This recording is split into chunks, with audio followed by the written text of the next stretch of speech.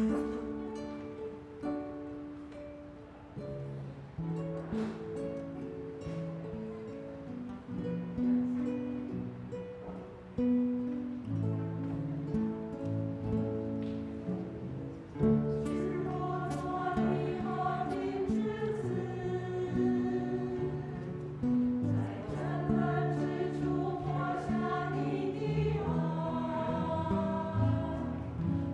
上海之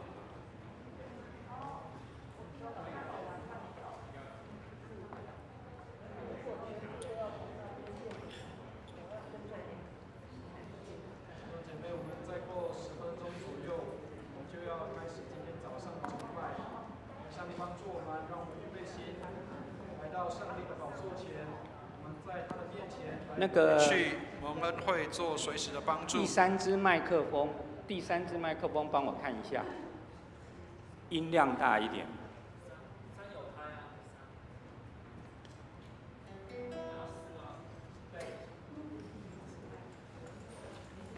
上帝帮助我们，让我们可以预备好自己来朝见主。让我们一起预备心，来为今天早上的崇拜来献上祷告。让我们一起来祷告。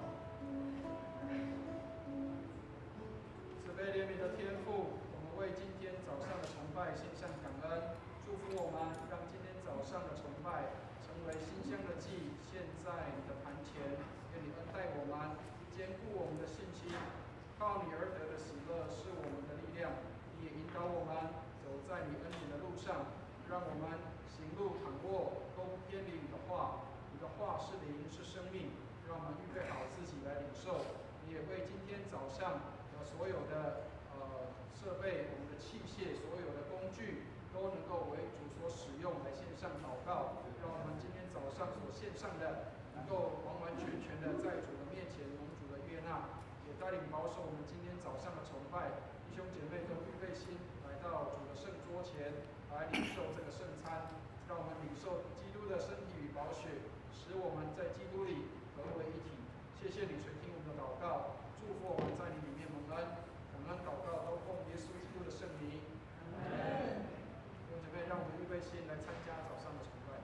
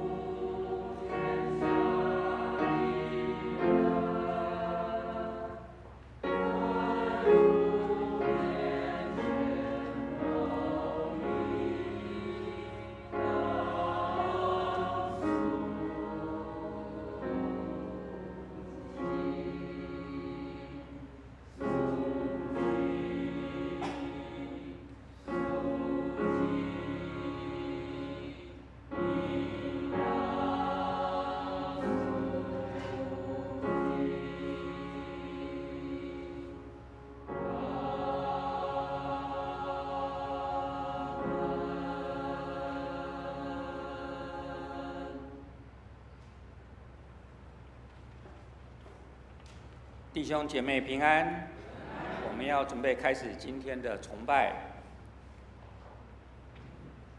请听上帝的话语，诗篇第18篇19到20节。他又领我到宽阔之处，他救拔我，因他喜悦我。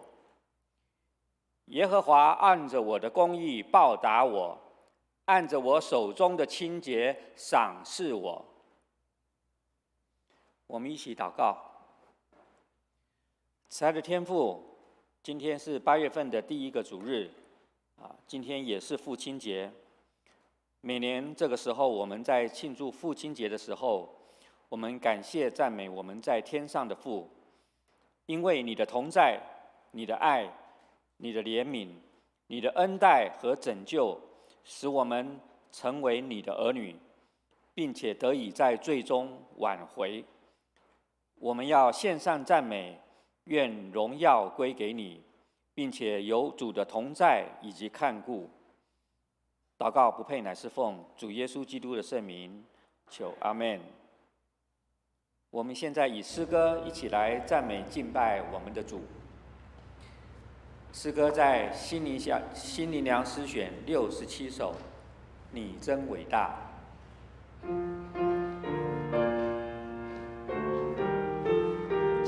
请大家起立。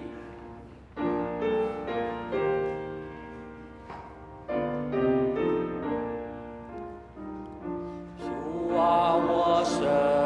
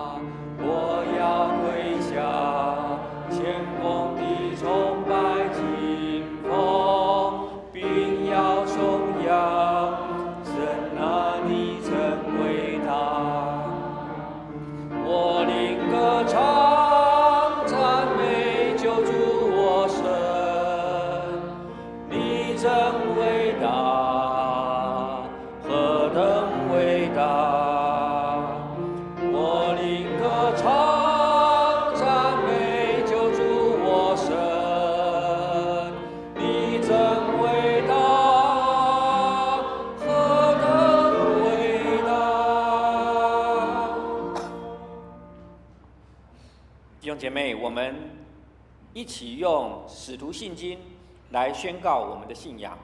使徒信经：我信上帝全能的父，创造天地的主。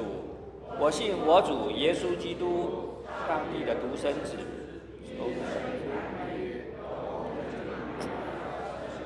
在本丢比拉多手下受难，被钉于十字架，受死，埋葬，降在阴间。第3天从死人中复活，升天，坐在全能父上帝的右边，将来必从那里降临，审判活人死人。我信圣灵，我信圣而公之教会，我信圣徒相通，我信罪得赦免，我信身体复活，我信永生。阿们。荣耀颂。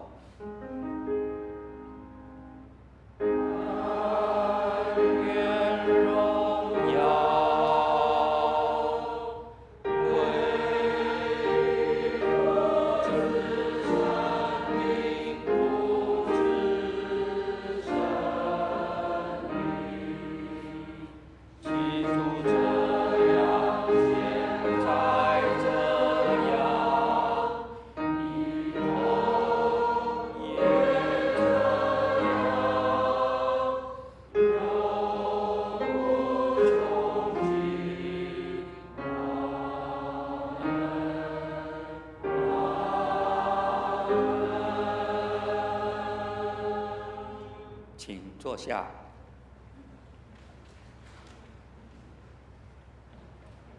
我们来读今天的起应文。今天的起应文在诗篇第17篇1到7节，以及17篇的第15节。由我来诵读上半节，弟兄姐妹来诵读下半节。耶和华呀，求你听闻公义，侧耳听我的呼吁。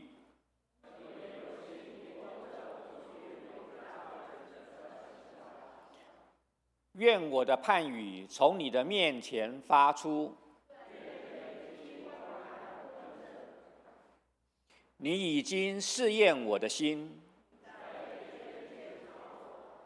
你熬炼我，却找不着什么。论到人的行为，我借着你的嘴唇的言语自己谨守。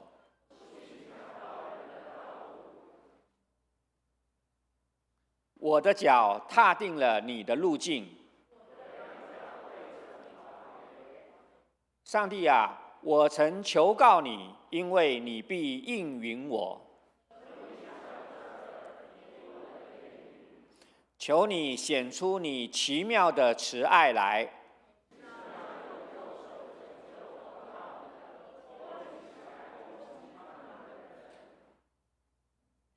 一起来，至于我，我必在义中见你的面。我醒了的时候，得见你的形象，就心满意足了。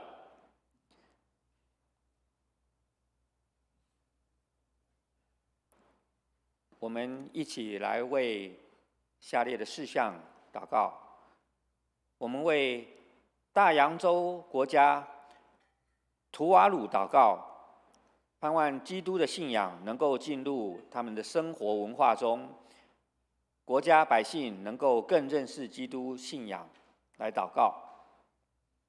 我们也为台湾卫理公会北二教区祷告，北二教区的佩恩堂侯协明牧师，我们为教会的奉献充足，教会在当地更加的得人，并且传道同工身心健康来祷告。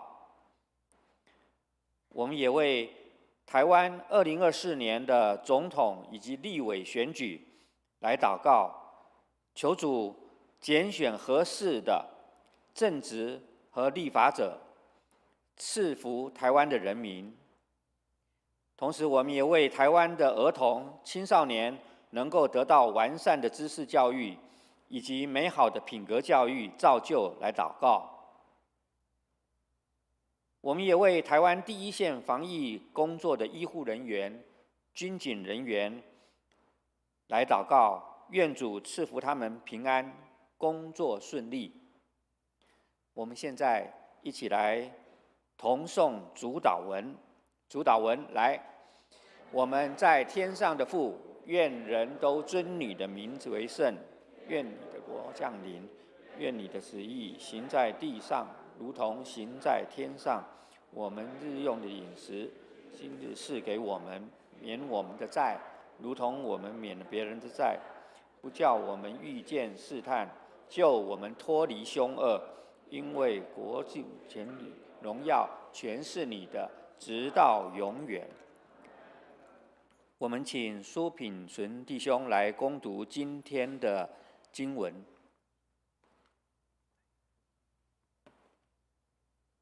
弟兄姐妹平安。本周第一经课于旧约圣经创世纪第32章22节至31节。创世纪32章22节至31节，以下由我来为各位攻读。第22节起，他夜间起来，带着2个妻子、2个婢女和11个孩子，过了雅博渡口。他带着他们，送他们过河。他所有的一切也都过去，只剩下雅各一人。有一个人来和他摔跤，直到黎明。那人见自己胜不过他，就摸了他的大腿窝一下。雅各的大腿窝就在和那人摔跤的时候扭了。那人说：“天快亮了，让我走吧。”雅各说：“你不给我祝福，我就不让你走。”那人说：“你叫什么名字？”他说：“雅各。”那人说：“你的名字不要再叫雅各，要叫以色列，因为你与上帝和人较力，都得胜了。”雅各问他说：“请告诉我你的名字。”那人说：“何必问我的名字呢？”于是他在那里为雅各祝福。雅各就给那地方起名叫皮努伊勒，说：“我面对面见了上帝，我的性命乃得保全。”太阳刚出来的时候，雅各经过皮努伊勒，他的大腿就瘸了。以上是第一经课。第二经课于新约圣经罗马书第1章至第9章第1节至第5节。罗马书第9章第1节至第5节。第1节起，我在基督里说真话，不说谎话。我的良心被圣灵感动，为我作证。我非常忧愁，心里时常伤痛。为我弟兄，我骨肉之亲，就是自己被诅咒，与基督分离，我也愿意。他们是以色列人，那儿子的名分、荣耀、诸约、律法的颁布、敬拜的礼仪、应许，都是给他们的。列祖是他们的，基督按肉体说，也是从他们出来的。愿在万有之上的上帝被称颂，直到永远。阿们。以上是神的话。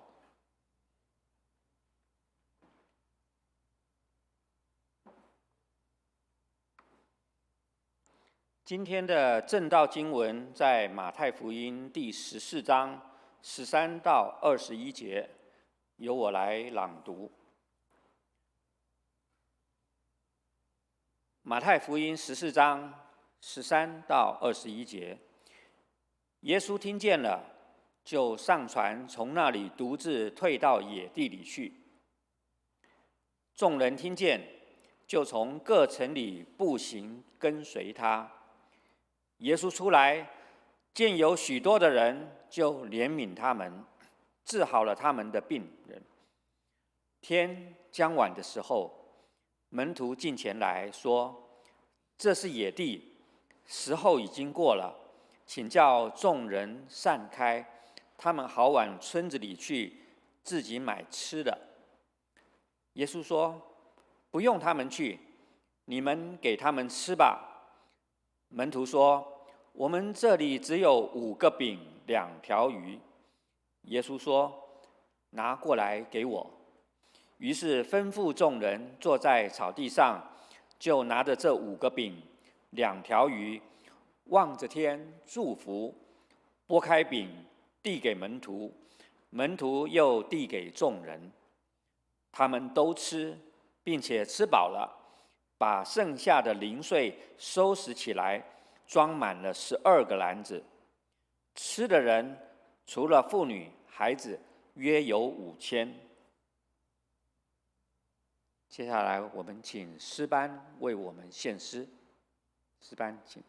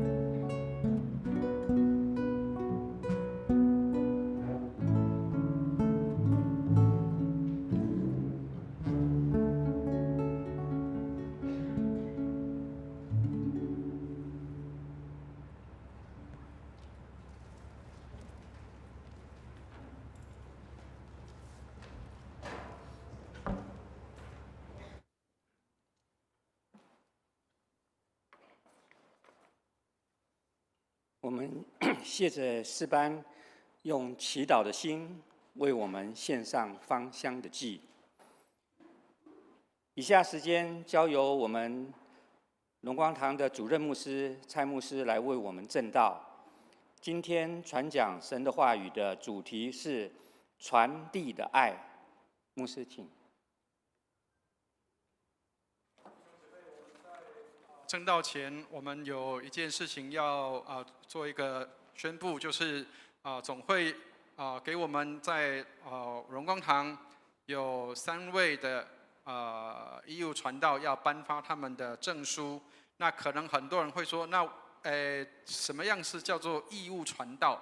各位如果在这个去搭这个是在路上的时候，如果看到有车辆或者是有人在指挥交通，有一些穿跟警察比较不一样的那个衣服的，橘黄色衣服的那些叫做义警或是义交或者是如果搭这个轻轨的时候，会有人在那个路口的地方会在那里指挥交通，这些人他们都是叫做义警或义交。所以义务传道的意思也是这样，他就藏在我们当中，他就在我们中间。不是他比我们位置好，不是他们比我们比较优秀或是比较高，而是他们要服务的比别人多。所以我们在教会里面有3位的义务传道，有一位可能各位很认识，那另外有2位他们还正在进修当中。那当然他们也将来也希望能够成为这样的角色，不是成为一个叫做正牌的传道人，而是能够成为在我们当中的传道的人。愿上帝帮助我们，让我们当中的义务传道，我们都能够为人所认识。但是我们需要的时候，可以请教他们，请他们来协助。他们在神学院当中也有一些的进修，也有一些的学习。那他们在服事上也有很多的服事参与。那所以请弟兄姐妹，我们要来认识跟接纳我们这几位的义务传道，邀请我们的林老师、林继博老师，还有玉华师母还有迪华，请我们到台前来，好吗？好，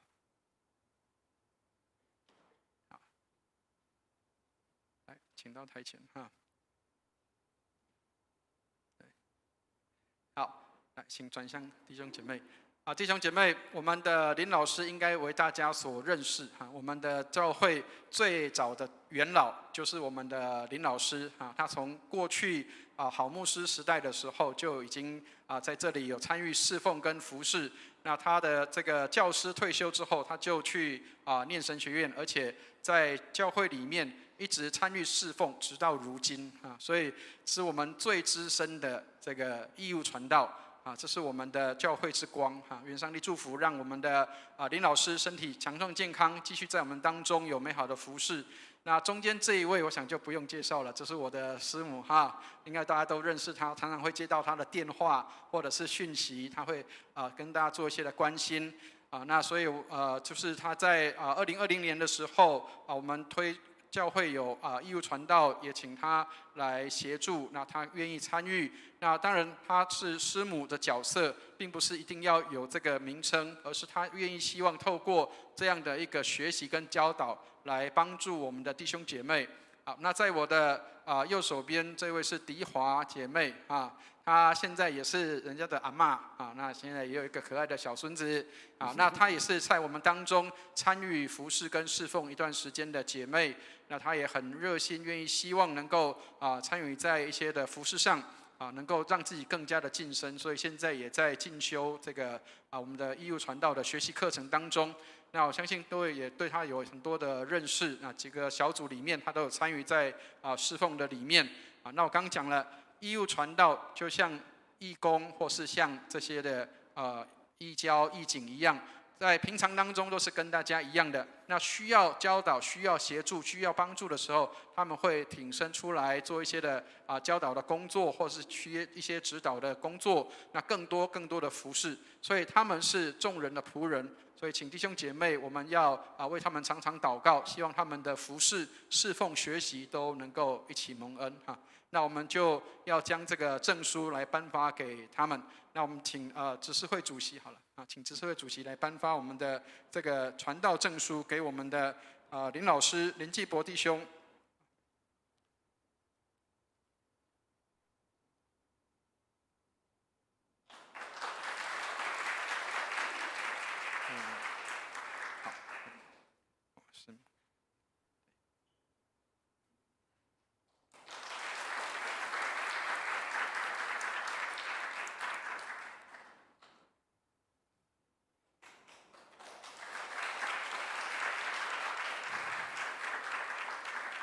好，谢谢。好，所以我们一起来为我们的义务传道来祷告。刚刚讲了，他是我们的协助者跟帮助者，所以有各样的需要，也可以请他们来协助跟帮忙，让他们能够尽功能，在教会里面成为仆人使女的角色，来服侍众弟兄姐妹。我们一起为他们来祷告。亲爱的天父，我们要为我们当中的义务传道来献上祷告，让他们领受这个职分，还是要服侍你的教会。愿你恩待他们，让他们所做的工都顺利，能够使人得益处，使上帝得荣耀。谢谢你垂听我们的祷告，带领我们在你里面蒙恩。祷告奉耶稣基督的圣名，阿们。好，请回座，谢谢。好，我们再次拍手鼓励他们。好，谢谢。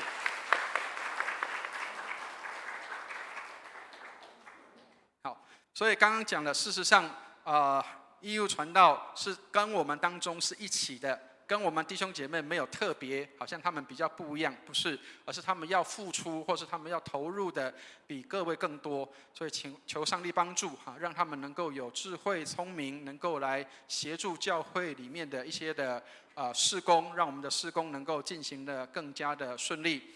好，各位，刚刚我们听到的那一首歌叫做圣法兰西斯的祷告。所以这是圣法兰西斯他的一个祷告词，让我们可以看到这样的一个祷告。所以很多人讲说谦卑是什么？谦卑叫做少想到自己，然后多想到别人。所以这个祷词里面有很多这些的内容，让我们可以看到谦卑的一个状态。可是可能各位不晓得说，其实这个圣法兰西斯他本来是一个富家子弟，他本来是一个很有钱的人。他能够把他的所有的家财能够散尽，然后成为一个能够服侍人的人，那是一个不容易的事情。亲爱的弟兄姐妹，很多人都知道说由俭入奢是容易的，你从比较穷困的情况，然后进到比较好的情况，这是容易的。但是要让人能够从一个比较富足的状态，然后进到一个比较困难的状态，其实是一个困难的事情。特别像刚刚提到了。成为一个义务传道，并不是你要比别人高、比别人优秀，而是你要更多的服在众人的面前，成为众人的仆人。所以愿上帝帮助我们，让我们知道，在教会里面，我们跟社会不一样。跟社会不一样的地方，就是在教会里面，为大的要做最小的，为首的要做众人的仆人。所以很多人以为说在教会里面我们是哪一个位置比较高，哪一个位置比较大，并没有。在教会里面是服侍人的人才是最大的。愿上帝祝福我们，让服侍成为我们教会的文化跟习惯，让我们可以能够投入在服侍的当中，即使是打扫拖地，我们都不会觉得那是羞耻的事情，因为那是坐在上帝的身上，坐在上帝的教会里面。愿上帝帮助我们，让我们能够参与在服事的当中，不管在台上、在台下、在台前、在台后，我们的服事都是蒙主悦纳的。愿上帝祝福我们。好，我们一起举起圣经来祷告，愿上帝的话进入我们的心中，成为我们的帮助和力量，让我们能够将上帝的话进入我们的心里，来帮助我们，让我们能够每时每刻遵照上帝的话来行。我们一起举起圣经来祷告，我们一起念，请。这是我的圣经，他说我是谁，我就是谁；他说我拥有就拥有，他说我可以就可以。今天神的话要来教导我，我诚心悔改，我心里警醒，我灵谦卑受教，我就不再一样。奉主耶稣基督的圣名， Amen。我们今天也同时是父亲节主日，那但是通常我们在父亲节的时候，都好像觉得跟母亲节比较起来，好像父亲节比较少，或者是说比较没有那么样的这个被看重。但是事实上，各位知道，父亲在家庭当中的角色是极其重要的。我们每一个人的人生的第一个老师，是我们自己的父母亲。所以很多人不晓得说，原来父亲的角色是一个这么重要的一个角色，在家庭的当中。各位如果小时候，或者是跟我们自己当父母亲的人，可能我们自己都会听到或知道，有时候我们的孩子或是我们自己，如果有出一些问题，或者是在社会上有一些状况的时候，很多人常常说这个人没有家教。听得懂意思吗？没有家教的意思是什么？在家庭当中应该有一个老师是教他怎么做，那个家庭的老师是谁？就是父母亲。所以亲爱的弟兄姐妹，你的第一个老师是你的父亲母亲。所以上帝帮助我们要怎么样来荣耀自己的父母亲？其实透过好的行为，透过一个好的一个方法行动来荣耀我们的父母亲。所以十诫里面，如果各位看十诫里面英文圣经的翻译，要孝敬父母，那个孝敬原来的词句是什么？叫做 honor， 要荣耀你的父母亲。所以荣耀你的父母亲是什么？当你行事为人的时候，你在这个社会上，人家称赞你说你是一个有家教的人，就是在荣耀你的父母亲。亲爱的弟兄姐妹，上帝帮助我们。有时候我们也许买不起很高贵的礼物送自己的爸爸，也许我们买不起一些的东西可以送给我们最敬爱的这个父亲，但是我们让父亲得荣耀，让爸爸觉得，我拥有这个孩子，我拥有这个儿子，拥有这个女儿是最好的事情。这个就是荣耀自己的父母。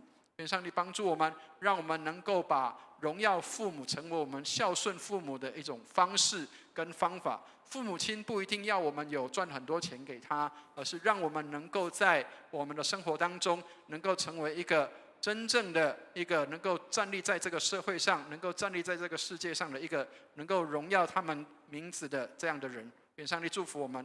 所以很多人不晓得世界上的第一个这个父亲节。当然，如果我们要考究第一个，恐怕这不是第一个。但是在正式的场合纪念父亲的是这一个人这个人叫做杜德夫人。然后他的父亲就是各位看到的那个比较模糊的照片的这个，是杜德夫人的父亲。那为什么杜德夫人她要去办这个父亲节的活动？是因为她过了母亲节的时候，她觉得父亲也很重要，但是为什么没有纪念父亲的节日？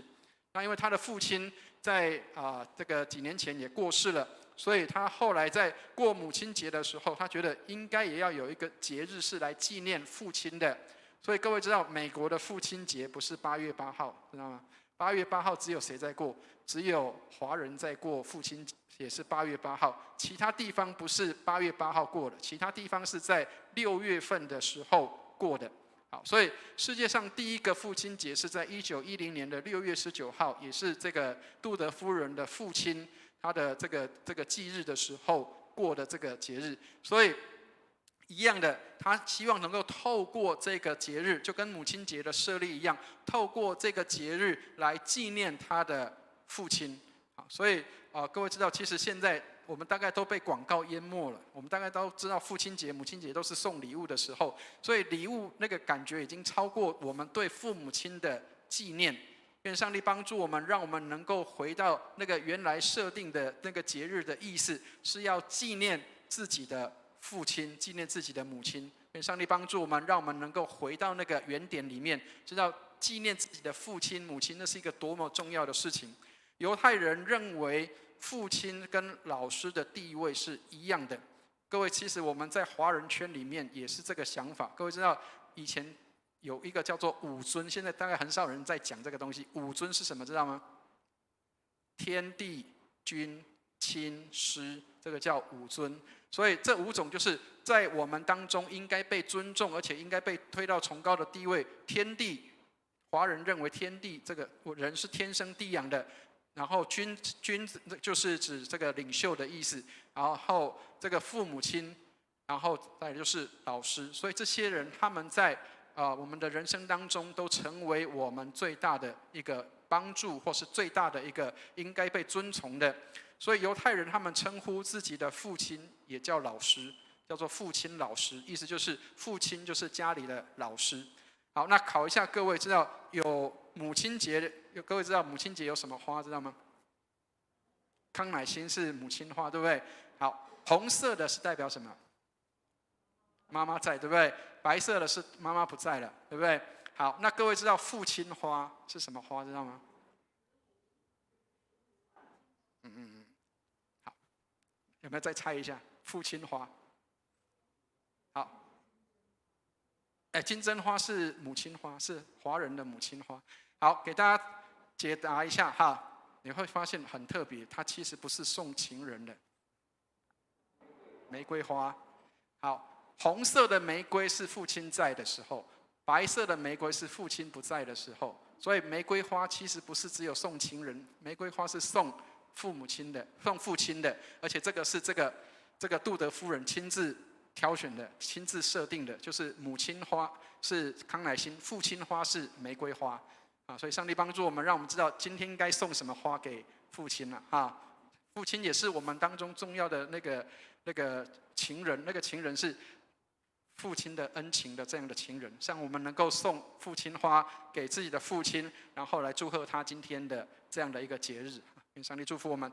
好，所以我们今天读的经文相当的特别，因为我们在华人当中，我们也期待我们的这些的官长或者是我们的在上掌权者，他们像父母亲一样。各位应该听过，华人很希望这些的官长像什么？叫做父母官，知道吗？父母亲好，官员好像是父母亲一样，能够照顾跟体贴民众的需要。所以，当一个领袖，当一个牧者，当一个领袖，当一个这个国家的领导人，他应该能够像父母亲一样，有为父为母的心肠在人的当中。所以各位知道，当教会里面，或是当各样的地方有需要的时候，那个领袖或是领导者，当然不一定是牧师，有时候是教会里面的一个常常热心服侍的人，他就成为那样的一个角色，成为一个为父为母的角色。所以我们常常会以为说好像只有当生的父母或是养的父母才是这个叫做父母亲。其实生并不是最重要的，更重要的事情是养育跟教育。所以台语有句话讲叫做这个叫做切卡大天，意思就是不是只有生的，是养的人还有教育的人，那个人才是更重要的。所以能够教育跟教导这些的后辈晚辈，能够让这些的需要的人心灵可以得安慰的这样的人，我们说他们叫做属灵的父母亲。好，所以各位知道，在圣经里面有一个在犹太人当中曾经成为这样的一个角色的人，一个人叫做施洗约翰。各位如果看圣经里面的话，施洗约翰在那个时代里面，他是为人施洗，带领人悔改、相信上帝的这样的一个传道人，一个角色。但是后来他被杀害了，杀害他的人叫做希律王。这个希律王不是追杀耶稣的那个大希律，而是他的儿子希律王。然后这个希律王他的太太，还有他的这个就是他的后面的那个太太跟那个妓女，他的后面的那个女儿，他们就这个设计杀害了这个施洗约翰。各位如果看有一些歌剧的话，甚至会有这样的一个表演，叫做《莎乐美》这样的一个歌剧。这个就是在讲这个希律王怎么样去杀掉这个施洗约翰。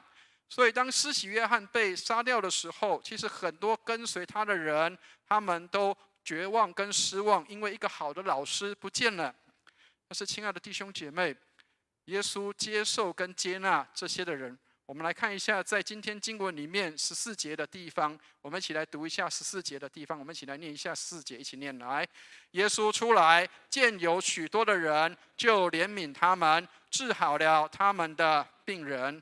亲爱的弟兄姐妹，耶稣出来，见有许多的人。亲爱的弟兄姐妹，你看见了些什么？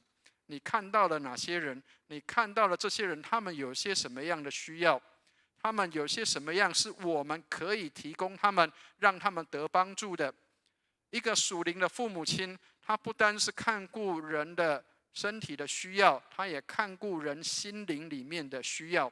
我们说属灵的父母亲，也许我们当中有的人还没有当父母亲，也许你还没有孩子，但是你可以成为许多人的属灵的父母。当有人需要的时候，当有人心里渴望，当有人孤单寂寞觉得冷的时候，当有人需要帮助的时候，当有人在孤单没有方向感的时候，能够有人来协助，并且长期的来协助跟帮助这个人的时候，这个能够来帮助人的这个人就是属灵的父母亲。亲爱的弟兄姐妹，我不晓得我们当中有多少人你有自己的属灵父母，你的属灵父母是谁？他们怎么样来协助你？有的人曾经来到教会的时候不敢进来，但是有人带他们进来，或是进到教会里面来的时候，就有很多人来帮助他们，甚至有人愿意一直持续的来长期的来协助，让这个人可以成长。这些人就成为别人的属灵的父母亲。昨天我们在这个陪谈员训练的时候，有一个姐妹就特别提到，我们当中的这个林老师跟师母是他的属灵的父母，因为他进来教会里面什么都不懂，但是这一对夫妇，这一对传道人夫妇，义务传道夫妇，他们就这样的投入在这个人身上，长期的时间。所以，亲爱的弟兄姐妹，上帝帮助我们，我们能够成为别人的属灵父母，在别人需要的上面看到我们能够有一些责任，看到我们可以协助他们什么。所以耶稣看到许多的人，他就怜悯他们，而且治好他们，因为他看到了许多的人。所以我们来看一下这里有一个很好的话给我们提醒，他说没有爱心的真理是不存在的。亲爱的弟兄姐妹，也许我们常常讲真理，也许我们常常讨论真理，但是如果没有爱心的话，这个真理其实是不存在的。真理是在爱的里面，爱也在真理的里面。上帝帮助我们，让我们能够看到，在我们传讲真理的当中，要有爱在这里面，在爱的当中，也要传讲上帝的真理。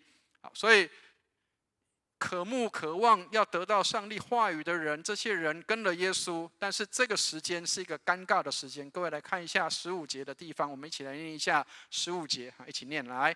天将晚的时候，门徒进前来说：“这是野地，时候已经过了，请叫众人散开，他们好往村子里去，自己买吃的。”亲爱的弟兄姐妹，这个叫做5000人的这样的一个吃饱的记录。但是在这个之前，各位可能要先想一下，怎么样让5000人可以吃饱？我知道各位当中当妈妈的人就知道说，如果家里面孩子多的话，其实你要煮饭就是一个非常头痛的事情。好，各位如果看其他的福音书的对照的话，在其他的福音书里面有出现这样的话，有耶稣的门徒说什么？他说，就算拿20两银子来买，恐怕也不够这5000人吃。各位知道20两银子相当多少钱？知道吗？相当于一个人的1年的平均薪资，不是平均，是1年的薪资，就是12个月。假如说你现在的薪资是3万块的话，你的1年的薪资全部拿出来给这5000人吃，都不够吃啊！亲爱的弟兄姐妹，你知道巧妇难为无米之炊是什么？就是你就算想要给人家吃，当你没有什么都没有的时候，这怎么吃得下去？当然，今天牧师要带大家看另外一个不同的眼光因为今天不是要从神迹里面去出发，因为我们从小就听过，有人从小可能就听过5饼2鱼的神迹，或是很年轻的时候，或是很早以前就听过5饼2鱼的神迹。耶稣用5个饼2条鱼就喂饱了5000人，因为他是神。OK， 这是我们大家都知道的。但是今天牧师要带大家用另外一个不同的眼光来看这个事情。耶稣告诉他的门徒一件事情，我们来看一下16节，我们一起来念一下16节，一起念来。耶稣说：“不用他们去，你们给他们吃吧。”亲爱的弟兄姐妹，如果你是门徒的话，你是耶稣的门徒，你恐怕听到这个话，你恐怕要昏倒了。5000人怎么吃？好，各位知道我们在疫情前，我们教会曾经办过爱宴，知道吗？还有印象的话，各位4年前我们还曾经有办过爱宴。各位知道我们平均吃饭的人数大概将近80位，啊，每一个人1碗饭吃。好，各位你知道有时候还吃不够，因为有时候牧师上去的时候啊，奈不崩啊，我也很想吃饭了，没有饭了怎么办？你要给80个人吃饭，恐怕就吃不完了，都吃到光光了。亲爱的弟兄姐妹，这一群人怎么吃饭？5000人啊！我曾经去灵粮堂问过灵粮堂，他们说你们有2000的会友，你们怎么办爱宴？他们说我们不办爱宴。2000人怎么吃饭啊？没有，自己吃。所以门徒这个做法是对的，为什么？门徒说让他们到各个地方自己去买便当吃好了。可是耶稣说什么？不用他们去，你们给他们吃吧。亲爱的弟兄姐妹，这个在讲什么？我们有时候在很多事情在繁忙或者是在焦虑或忧虑的时候，其实最需要的是安静等候上帝来工作。有时候我们常常以为用很多的物资来填满足人的心，但是事实上有时候搞不好一点小小的东西就可以。跟大家讲一个神机骑士，虽然这个教会现在已经不在了。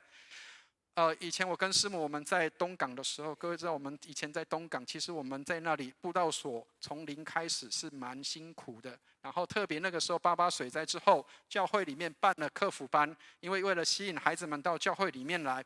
好，那办客服班，当然你要给孩子们也有一些除了这个教导以外，因为整天的上课也要给他们有一些吃的。各位知道我们那个时候夏令营的点心知道是什么东西知道吗？有吃过那个酸梅吗？我们排队，一个人发1颗。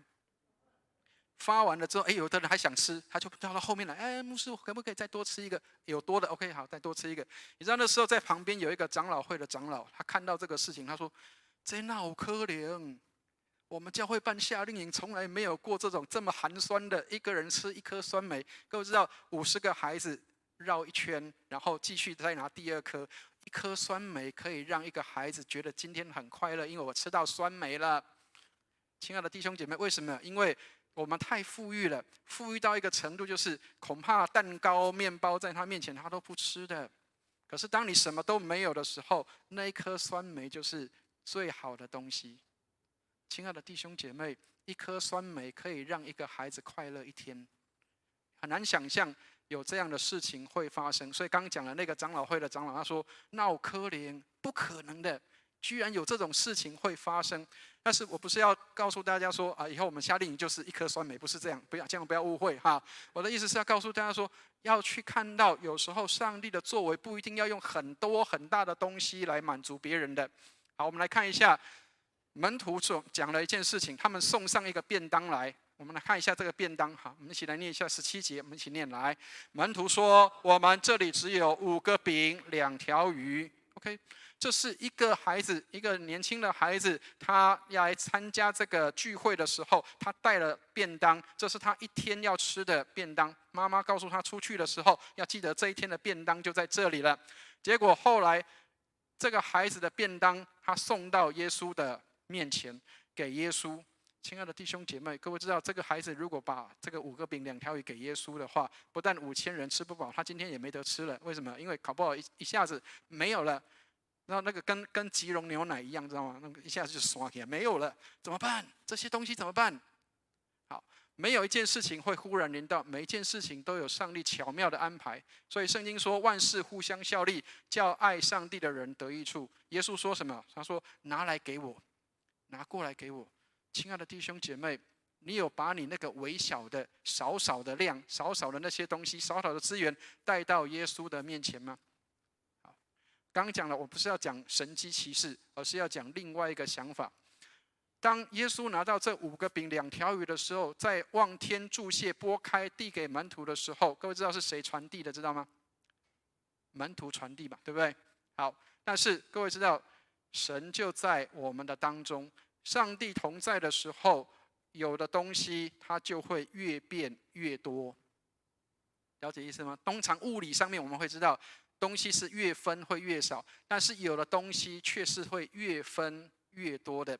好，这些人当他们需要吃饭的时候，耶稣拿5个饼2条鱼分给众人的时候，要先澄清，我不是新派的神学概念，但是要让大家知道，这是一个神迹。我们的帮助从上帝而来。圣经里面告诉我们，耶稣就是上帝的这个从天降下来的粮，所以让人可以吃饱。好，当然这是告诉我们，不单是养活我们的身体，也养活我们的心灵。好，那更重要的事情是，耶稣这个天粮，属天的天粮进来的时候，会改变人的心。好，所以我们来看一下19节，我们一起来念一下19节，一起念来。于是吩咐众人坐在草地上，就拿着这5个饼2条鱼，望天祝福，擘开，递给门徒，门徒又递给众人。好，各位知道门徒这个时候的角色是什么？是传递。好，门徒只负责传递，但是他们不负责有这些东西。所以记得，我们是只负责传递上帝的信息，而不是我们拥有些什么，或是我们拥有什么样的超过人家的资源。不是，我们只负责传递。那拥有者是谁？拥有者是耶稣。好，但是耶稣怎么样让这5000人吃饱？我相信各位一定可以想得到，就是我们在主日学故事里面都会说耶稣是神，所以他变出这些东西。但是各位，另外一个神迹就是，当所有的人都能够把自己的便当拿出来分给众人的时候，那个才叫神迹。了解意思吗？每一个人都希望自己保留着，每一个人都希望便当自己吃，我怎么会分给别人？这是我的便当，我怎么会分给别人吃？但是亲爱的弟兄姐妹，你看到今天的经文里面说什么？当他们听完耶稣的讲道之后，耶稣拨开饼分给众人的时候，也许真的是这样。各位，有没有可能只有这个年轻孩子他带便当呢？一定众人都有便当，或是或多或少一定都有便当，但是你要不要拿出来？不要。听得懂我要表达的意思吗？大家都有便当，可是没有人要把便当拿出来做分享。所以就在耶稣拨开递给门徒的时刻，有人说：我也有便当，为什么我不拿出来分享给别人？亲爱的弟兄姐妹，我比较喜欢这个解释。那个神迹是什么？是人开始反省，我应该要分给别人。各位，我们在卫理会的我们的圣餐不是圣餐，我们的那个餐桌，我们有一首这个谢饭歌，你知道我们那首歌是这样唱的：感谢慈悲天上父，赏赐饮食养我们，恳求天父教我们自己有的分给人。阿们。当我们在唱这个歌的时候，我们有没有想到那个最后一句：自己有的分给人？亲爱的弟兄姐妹，神迹是什么？我本来不想分给人家的，可是我现在愿意分给人家，那个叫神迹。亲爱的弟兄姐妹，你有没有哪一些东西是不想分给人家的？我不愿意分给人家。也许是你的名利地位，也许是你的财富，也许是你拥有的一个什么样的一个宝贝的东西，你不愿意跟人分享。可是当耶稣的话进到人的心里面，改变人心的时候，那个才叫做神迹。好，我们看一下后面的地方20节到21节，我们看一下这5000人他们领受到什么样的神迹。20节、21节，我们一起念一下20、21，一起念来。他们都吃，并且吃饱了，把剩下的零碎收拾起来，装满了12个篮子。吃的人除了妇女、孩子，约有5000。亲爱的弟兄姐妹，每一个人把便当拿出来了，让大家都可以吃饱，而且还有剩下。亲爱的弟兄姐妹，我们要怎么样让教会有余，能够有分得出来？当然，也许我们自己的便当只有5饼2鱼，但是如果我们每个人的便当都可以分享的时候，可以超过12个篮子。亲爱的弟兄姐妹，我们愿不愿意去做这样的一个分享？几天前我看到一个影片，让我觉得心里面很感动。当然我不是追剧的人，我只是不小心去看到那个影片啊。各位知道那个韩剧哈，他们当然编得很好，很多人喜欢追韩剧。有一部影片，它就是描写在2战时期，日本人在集中营里面关押一些韩国人。那这些韩国人，他们为了取悦这个日本人，为了他们要取悦自己，在战事中无聊，他们就找两边把它分成2队。分成2队的时候，就让里面的2个人出来摔跤。出来摔跤的时候，赢的人才有饭吃，输的人没有饭吃。好，所以每个人都拼命，要为了吃那口饭，一定要拼命的。结果后来有一队里面的这个摔跤者赢了，所以食物就在那个摔跤赢了的那一队的那些人身上。那些人每个人都有2颗马铃薯。当他们在啃马铃薯的时候，对面那边刚刚输的那一队，他们没有人有饭吃，他们看着对面的人在吃。知道这些他们有2颗马铃薯的人，他们做什么事情知道吗？他们走到对面去，把多的那一颗马铃薯给另外一个人。亲爱的弟兄姐妹，你的马铃薯有没有给另外一个人，让另外一个人也可以吃？这个叫分享，不是你拥有很多你才分享给别人，而是你有什么，你能不能够分享给有需要的人？所以基督是我的满足，这是这个神迹里面我们要看到的事情。唯有满足的心，你才能够愿意去做这样的分享。好，所以今天的经文给我们几个提醒。第一个，成为爱的传递者要先有耶稣的眼光。所以刚刚提到了，你看到了什么？你有看到人的需要吗？有没有用耶稣的眼光来看到人的需要？所以德瑞莎修女这样说：爱的反面不是仇恨，爱的反面是什么？爱的反面是漠不关心。你没有看到人的需要，那个叫漠不关心。所以不是恨，爱的反面不是恨，爱的反面是什么？ I don't care， 我不关心的，这不关我的事情。亲爱的弟兄姐妹，爱的反面不是仇恨，爱的反面是不关心。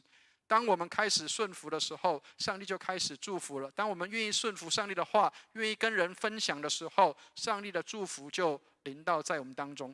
第二个，成为爱的传递者，要有真实的爱的行动。我们在教会里面，我们常常爱只有在言语跟舌头上，没有在行为跟诚实上。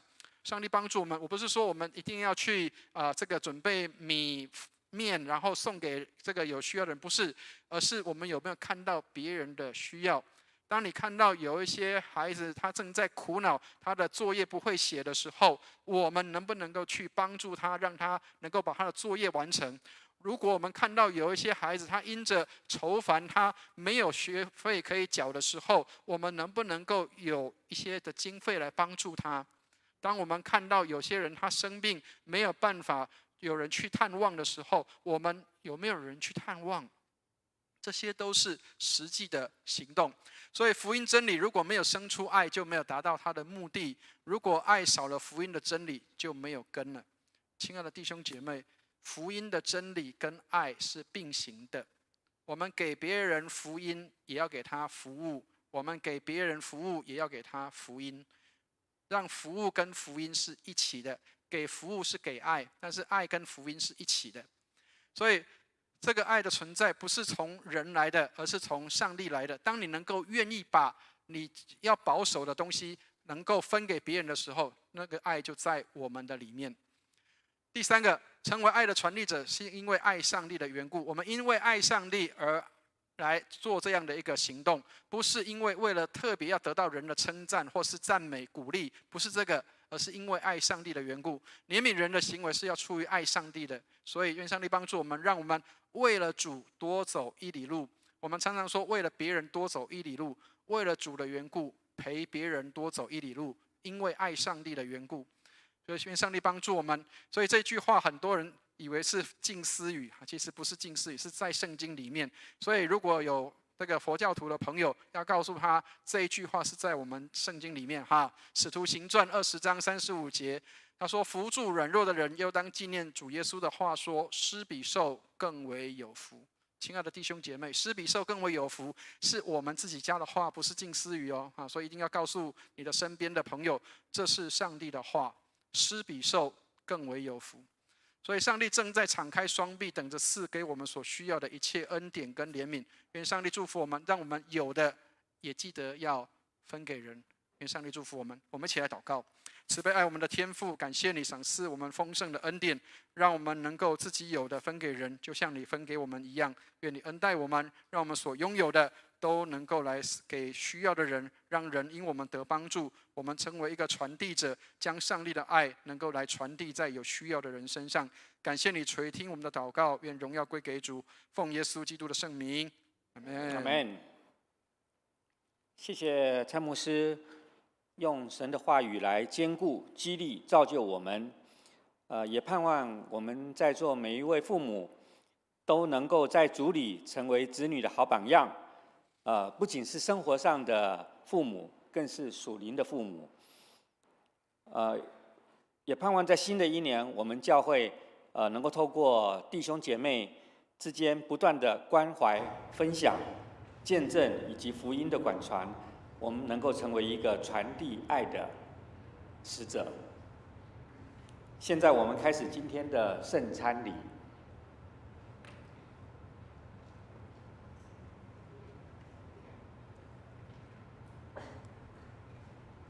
圣餐礼诗歌与主合一。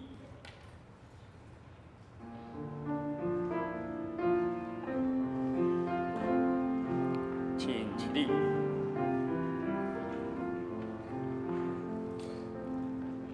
主身体为我舍，主宝血为我流，并被乃主自己为我舍离，主亲手剥这饼，主亲自递这杯，我是喝这饼杯，与主合一。弟兄姐妹，请坐。我们每个月的第一周都是我们的圣餐礼拜。那感谢主，今天早上我们台语堂的时候，有一位弟兄，受洗归入主的名下。各位应该有认识这位弟兄，他是我们当中林满满姐妹的先生，叫林锦强。那他自己本身是一个父亲，他自己本身又是一个丈夫，他又是家里面的这个老板，他要经营一家店，这是一个很不容易的事情。他帮助他的孩子，为了让他的孩子能够脱离一些辖制，他要亲手送他自己的孩子去到牧恩之家，去那里让他重新开始做学习，而他自己本身也重新的学习，成为一个新造的人。圣经里面告诉我们说，若有人在基督里，他就是新造的人，旧事已过，都变成新的。亲爱的弟兄姐妹，也许我们有很多的过去，也许我们有很多的不希望人家知道的地方。这位弟兄，他能够把自己的孩子能够送到牧恩之家，在那里有重新的学习。他对自己的孩子这样说：你有新的学习，爸爸也有新的学习。上帝帮助我们，让我们成为父母亲的人。我们不是享受这个叫做权利，因为其实父母亲的权柄很大。我常常跟很多父母亲讲说，当你在晚上孩子睡觉的时候，你可以为他祷告，按手为他祷告。很多孩子们得祝福，都是因着自己的父母亲来为自己的孩子祷告，以至于孩子能够成长跟成熟。各位，在圣经里面，很多的族长都为下一任的族长在那里祷告，所以你也可以为你的下一代，为你的孩子祷告，让我们得回那个在家庭的教养权，不要只有留给学校，或是只有留给教会。我们把教养权带回到自己家里面来，让我们的孩子接受好的教养，让他走在正确的路上，到长大都不忘记。愿上帝祝福我们，让我们今天在纪念父亲节的时候，我们也纪念天上的父亲，他也是这样看顾我们。让我们预备心，来领受圣餐。请听圣经的话。看啊，我站在门外叩门，若有听见我声音就开门的，我要进到他那里去，我与他，他与我一同坐席。你们若真实悔罪，与人亲爱和睦，立志之心，从今以后遵主的命令，行主的道，就当存信心，前来到全能上帝的台前，谦虚忏悔，领这圣餐，得受恩惠。让我们一起来读认罪文。无所不能的上帝，我主耶稣基督的父，创造万物、审判万人的主。现在我们承认及悔恨我们种种罪恶，我们素来在思想上、言语上、行为上都有过恶，得罪主，干犯主的圣怒。现在我们诚意忏悔，求慈悲的父怜悯我们，为主耶稣基督赦免我们从前的罪，又赐恩典，叫我们从今以后改过自新，遵主的圣意，永远服侍主，将尊贵荣耀归于主的圣名。这是靠我主耶稣基督求的，阿们。请听解罪文。无所不能的上帝，我们的天父，主曾发大慈悲，应许将赦罪的恩赐给诚心悔罪、真实信靠主的人。现在求主怜悯我们，赦免我们，救我们脱离一切罪恶，激发我们，坚固我们，使我们勇于为善，能得永远的生命。这是靠我主耶稣基督求的，阿们。我们一起来读心中仰望文。你们心里当仰望主，我们当感谢我主上主。无论何时何地，感谢主圣父无所不能、无始无终的上帝，这是理所当然的，也是我们本分所当做的。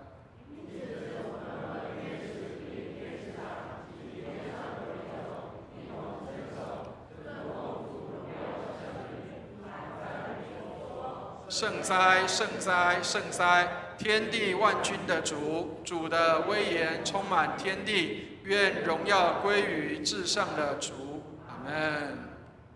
弟兄姐妹，我们是跟天使一起在这里，跟我们的过去的众教会的弟兄姐妹一起在这里领受饼杯，所以让我们一起来听饼杯祝圣文。基督在十字架上替世人赎清罪孽，他又设立圣餐之礼，吩咐我们常常奉行，纪念他的受死，直到他在降临的时候，领受主所赐的这饼和酒，就是领受他的圣体与宝血。主耶稣被卖的那一夜，拿起饼来，祝谢了，就拨开说：“你们拿着吃，这是我的身体，为你们舍的，你们应当如此行，为的是纪念我。”饭后又拿起杯来，祝谢了，递给他们说：“你们都要喝，这杯是我立新约的血，为你们和众人免罪流的。你们每逢喝的时候，要如此行，为的是纪念我。”阿们。弟兄姐妹，如果你已经领受了洗礼，并且成为上帝的儿女，无论我们过去是在哪一个宗派教会，或是我们是从什么地方来，让我们都一起在主里领受圣餐。在基督里，我们只有一个教会；在基督里，我们没有卫理公会，没有长老教会，没有信义会，没有浸信会。在基督里，只有一个教会。愿上帝帮助我们，让我们在主里领受同一份饼杯。弟兄姐妹，如果你已经预备好，你已经受洗归入主的名下，你已经预备好要来领受饼杯的人，你就从你的位置上能够站立起来，让我们可以等下把饼杯传递给你。那如果你还没有受洗的，也请你将你的右手放在心上，让我们可以在心里面来领受这个饼杯。请我们陪餐的同工到台前来。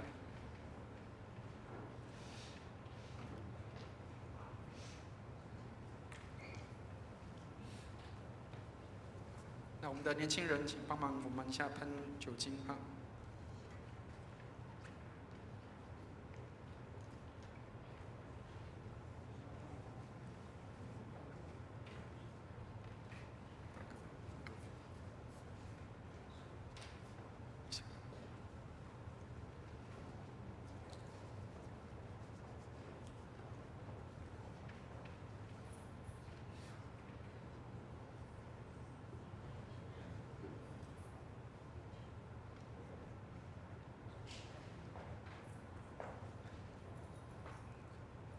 兄姐妹，如果你已经预备好，就请让这个圣餐饼杯递到你的面前来取用。这是耶稣的身体，为我们舍的；耶稣的宝血，为我们免罪流的，保守我们十分的平安。如果你已经拿到，就请坐下来，等候其他的人也来领到饼杯。这是耶稣的身体，为我们舍的；耶稣的宝血，为我们免罪流的。如果你已经领到，我们就可以坐下来等候，然后让我们可以等候其他的弟兄姐妹，他们来领受这个饼杯。在基督里，我们是一体的，所以我们无论是何人，我们都来到主的面前，可以领受这个饼杯。当我们已经成为上帝的儿女，让我们可以有这样的权柄来享受耶稣所赐给我们这美好的祝福。在基督里，我们成为一体。愿上帝祝福我们。如果你已经领到饼杯，就可以安静在你的位置上坐下来，让我们可以一起来等候，让所有的人都能够领到饼杯。这是主耶稣的身体，为我们舍的，保守我们十分的平安；耶稣的宝血，为我们免罪流的，保守我们十分的平安。请我们的陪餐的同工，我们会把饼杯递到你的面前。如果你不方便站立起来，或者是来领的，可以举手一下，让我们的同工可以把饼杯送到你的面前。这是主耶稣的身体，为我们舍的，保守我们十分的平安；耶稣的宝血，为我们免罪流的，保守我们十分的平安。如果还没有领到的请举一下手，让我们的同工可以看见啊。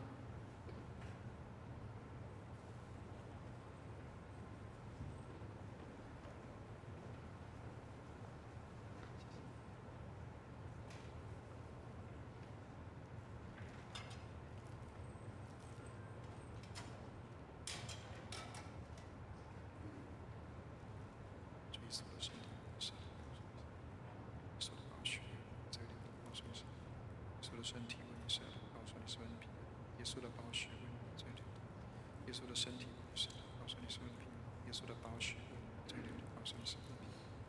弟兄姐妹，如果我们已经预备好，就让我们一起来领受这个饼杯，这是耶稣的身体与宝血，我们一起来享用。那记得口罩要拿下来啊。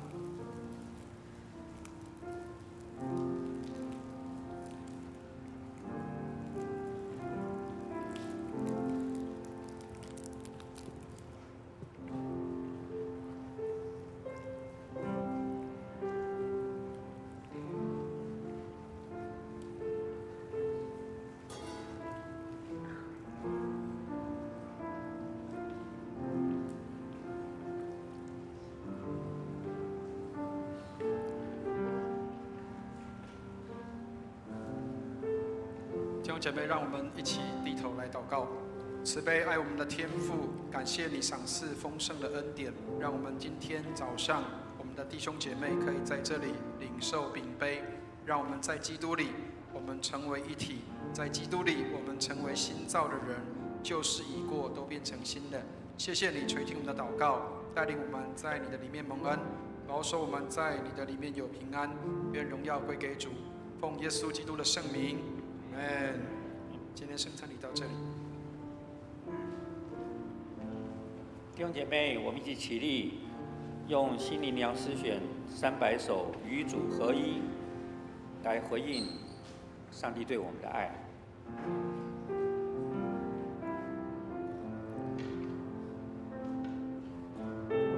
与主同定时，不再走追下之，相追我乃一时，却相烛火。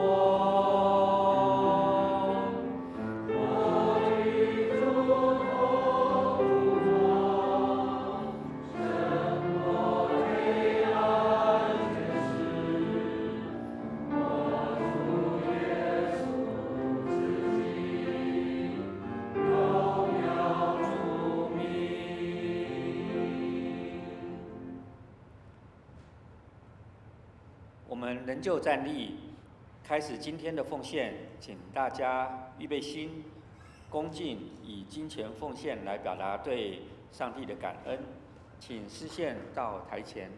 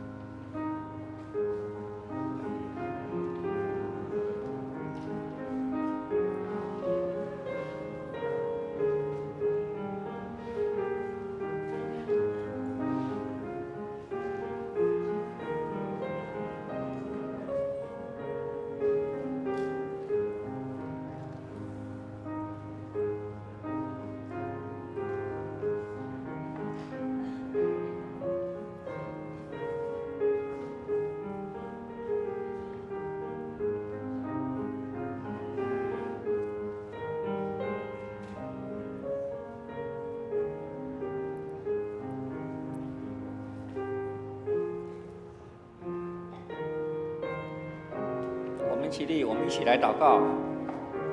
天父，我们衷心的感谢你，因为我们所拥有的一切都是从你而来。我们有的生命、工作、读书机会、家庭生活，都是依赖你的恩典所赐下，所以你配受赞美和感谢。现在我们愿意以面前的金钱以及奉献，作为祭物献给你，因为这一切本是属于你的，我们甘心乐意献上。愿你悦纳，求你赐给我们教会有聪明跟智慧，去运用在你的事工上，叫教会被造就，福音得以兴旺。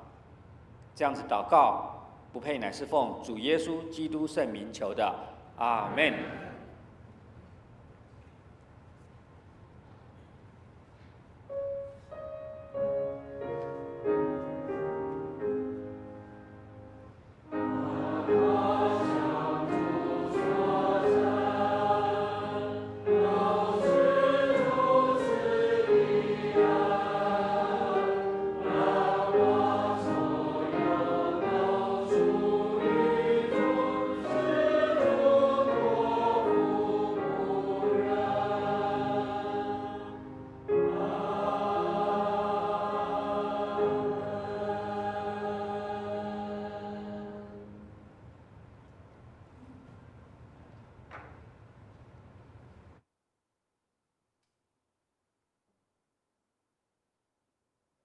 好，请回座，请大家坐下。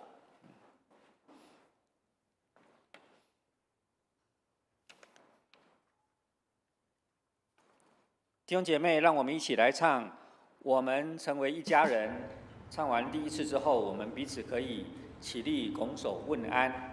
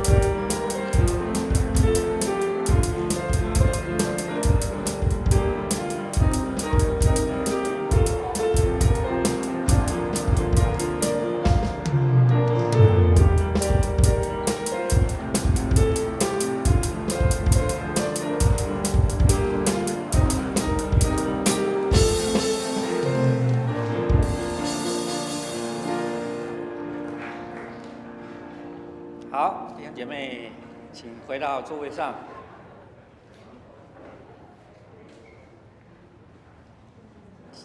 接下来有几项的报告事项。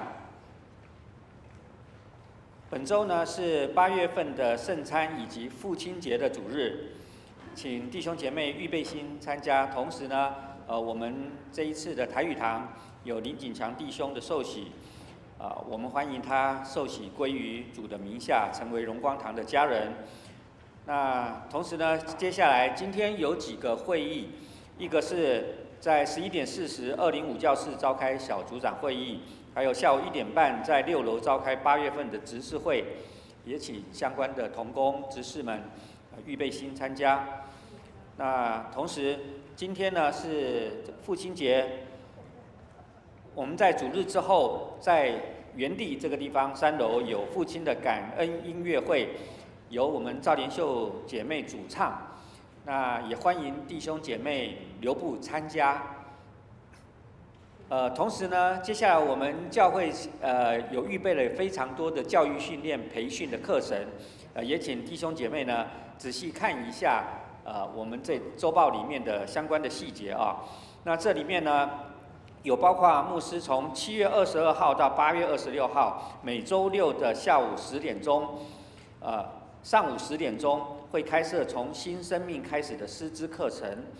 那总会呢，在8月12号上午10点到下午3点，在本堂有开设儿童师资的培训课程，以及总会的姐妹会在8月18到8月19有举办姐妹夏令营，主题内容是认识忧郁症以及如何与病患相处相关的课程。然后呢，卫理神学院同时有在暑假期间呢有密集的课程，包括婚姻跟家庭的辅导，以及卫理神学院的衍生班，下学期将开加拉太书的课程，是由刘金钱牧师所主持的。同时呢，在国际读经会10月份14跟21日上午9点到12点，在本堂有举办旧约由衷的活动，相关的这些的教育训练的课程，也请有时间同时有心参加的这些弟兄姐妹呢，能够注意一下这一项事项踊跃的报名。同时呢，现在也是本堂的进入暑假时间那个儿童跟青少年呢，在暑假的暑期生活，也为他们关心跟祷告出入的平安。那8月底我们开学前呢，教会会安排相关的这些的学青等升级的典礼，也请为今年进入或考上各级学校的儿童跟青少年来祷告。那同时呢，我们也为下列的一些肢体消息相关的这些的事情，我们来祷告包括最近新冠还有 A 型的流感、肠病毒等等病菌有扩大流行的迹象，所以请弟兄姐妹呢要多注意自己的防护。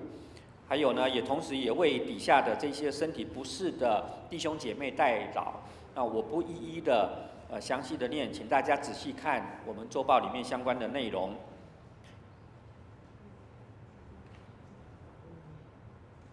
请大家起立，阿们颂。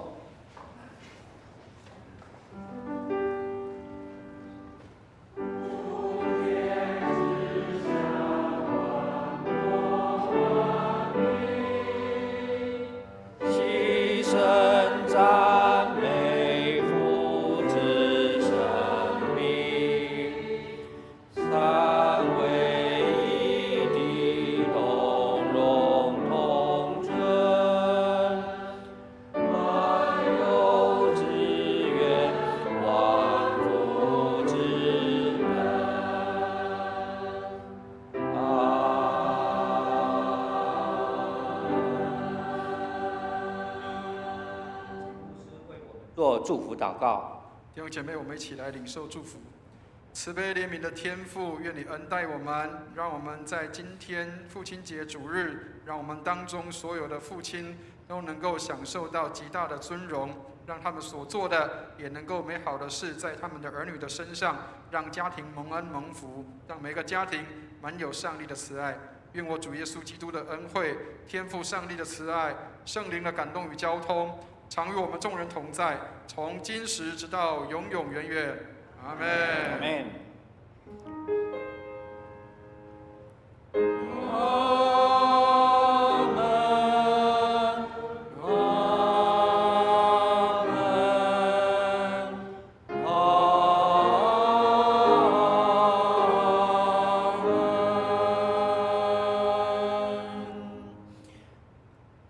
我们在订阅中结束今天的主日崇拜，那也在订阅中，请大家为我们的教会的这些肢体相关的事工来代祷，也为在病痛、忧伤中的弟兄姐妹代祷，也欢迎有这样子的问题，弟兄姐妹能够欢迎你来电，牧师会为你们祷告。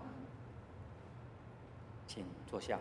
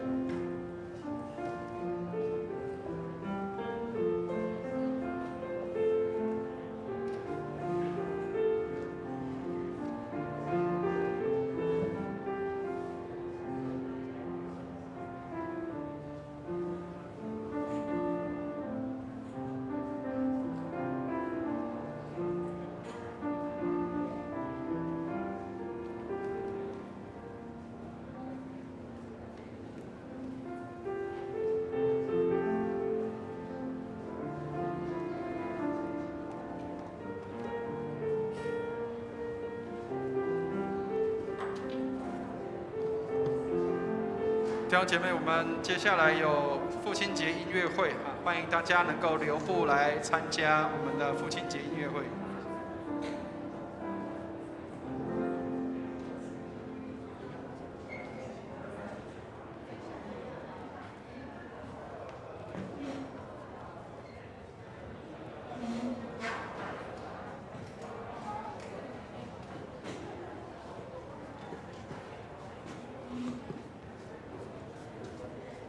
好，请大家稍待我们马上就开始了我们今天的音乐会。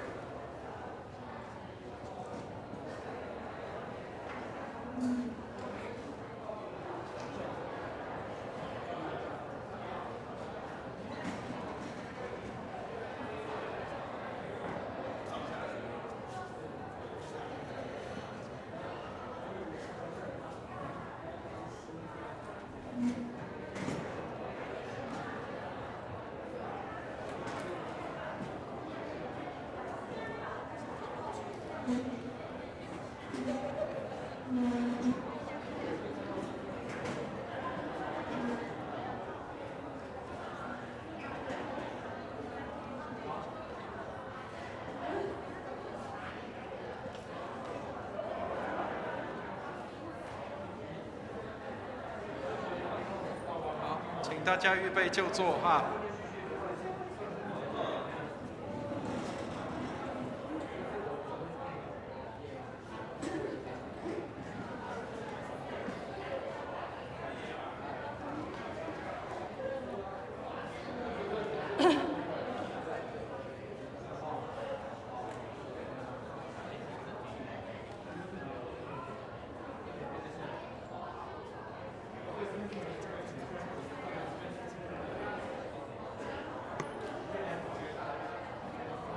我们音乐会在3分钟后要开始了，请大家预备好，我们要来听今天的音乐会。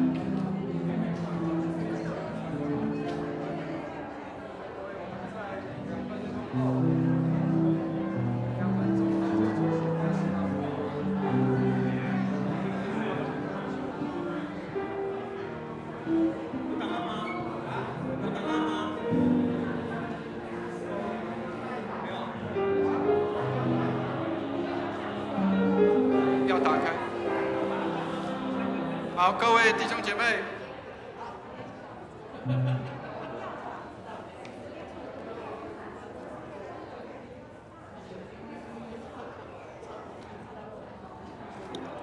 各位弟兄姐妹，我们在1分半之后，我们就准时开始了啊。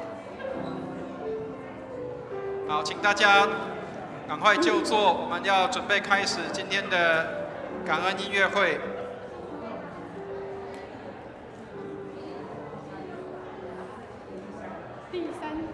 第三条线，音控。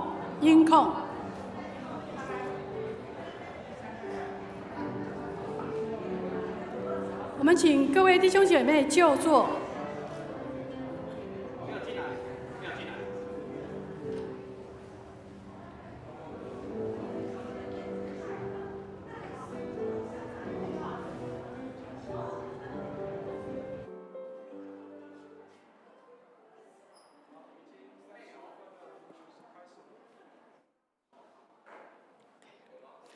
各位亲爱的朋友、弟兄姐妹们，欢迎来参加我们荣光堂父亲节的感恩音乐会。待会呢，我们会在音乐会的当中呢，会欣赏到优美的诗歌和悦耳的乐器演奏。为了维护我们音乐会的品质，请大家将你的手机、电话，还有各样的电子产品关机。或者是请你转成静音，在音乐会的过程当中呢，也请大家不要走动啊，因为我们会做一个全程的一个音乐会的一个录影，也请大家呢不要大声的喧哗，以免影响我们音乐会的品质。OK， 现在我们开始2023年荣光堂父亲节感恩音乐会。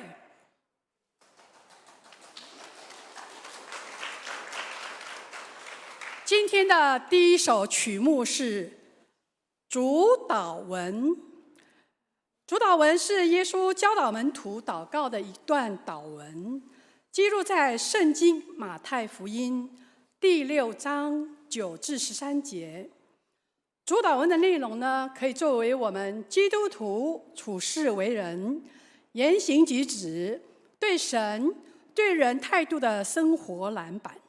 现在就让我们透过诗歌，细细的咀嚼每一句的话语，理解和享受这人生的经典作品。我们由赵鼎弟兄、莲秀姐妹献唱，如心姐妹钢琴伴奏。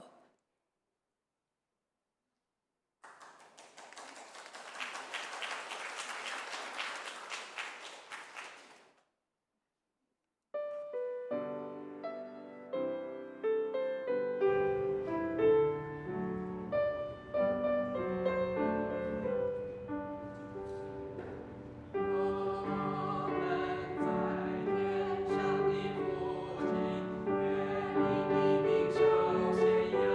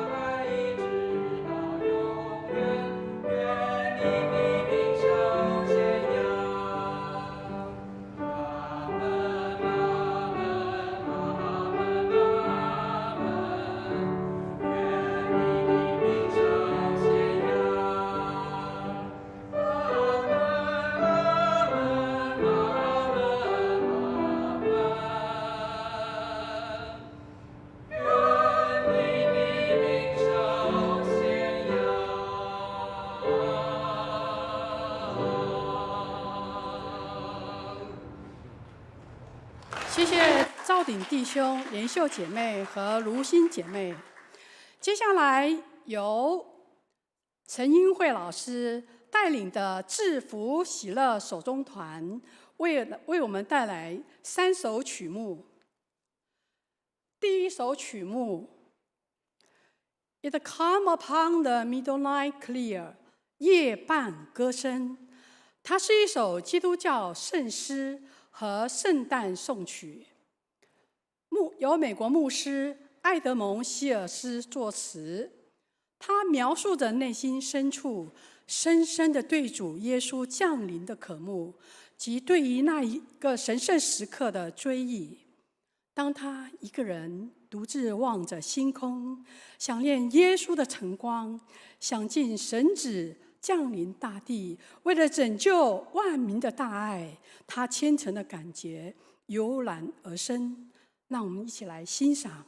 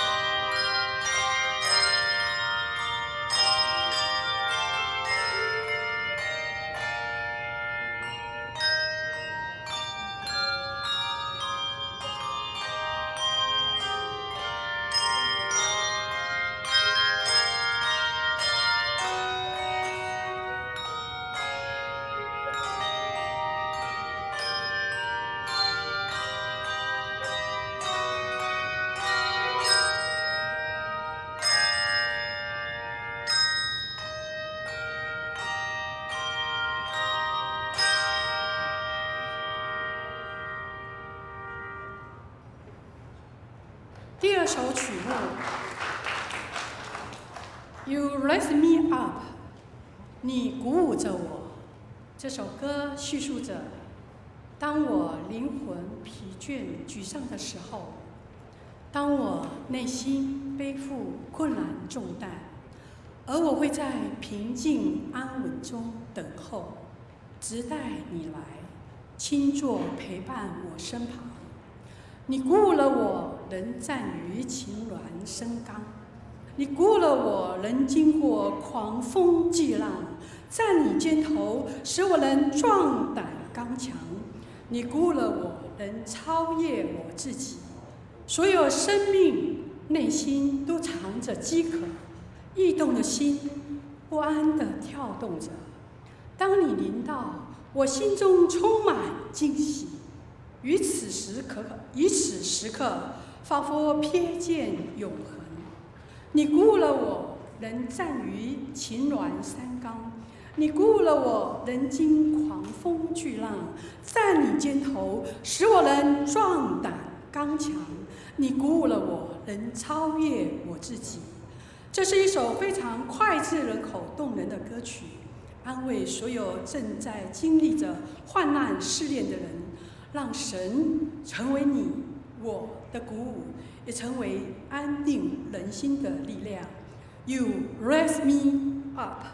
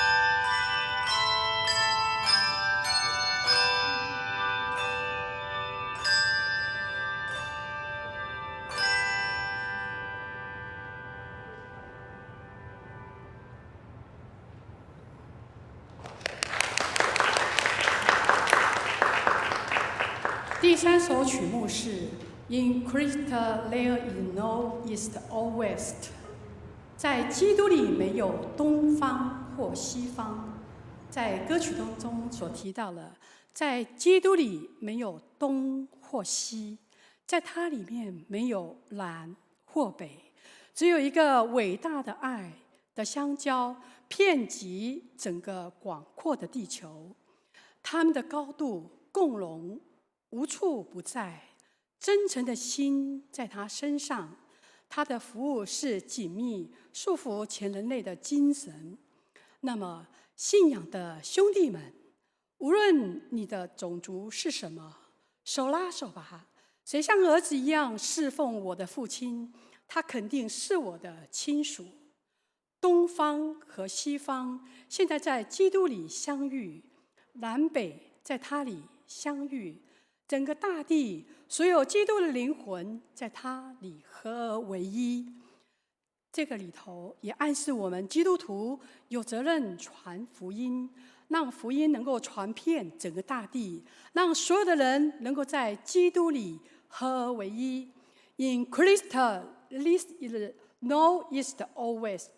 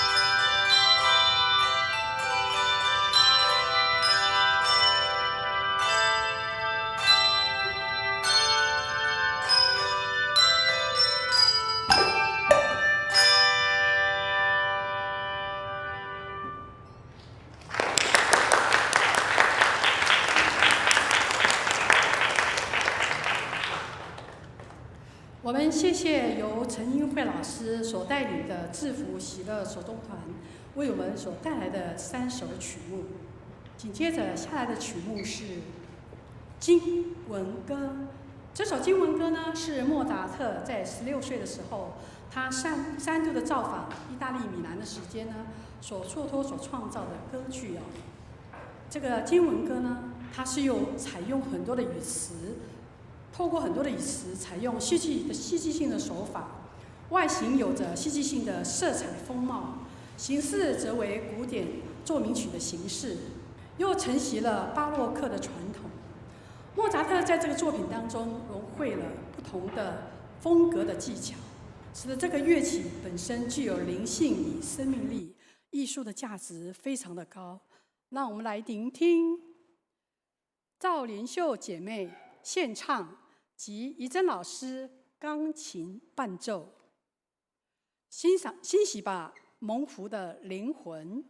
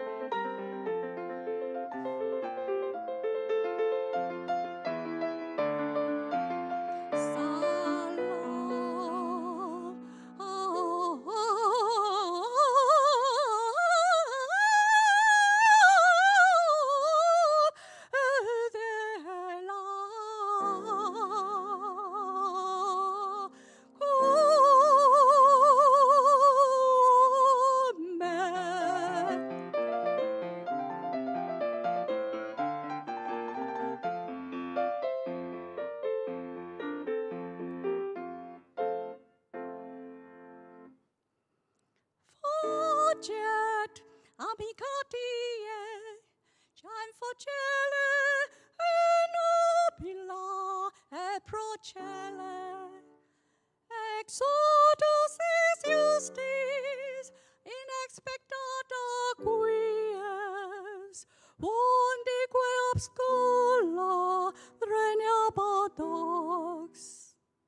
Sogite danda legi, quidi moestis atu, adjugundi aulole frontunate. Frondes textela plena, eliliatate.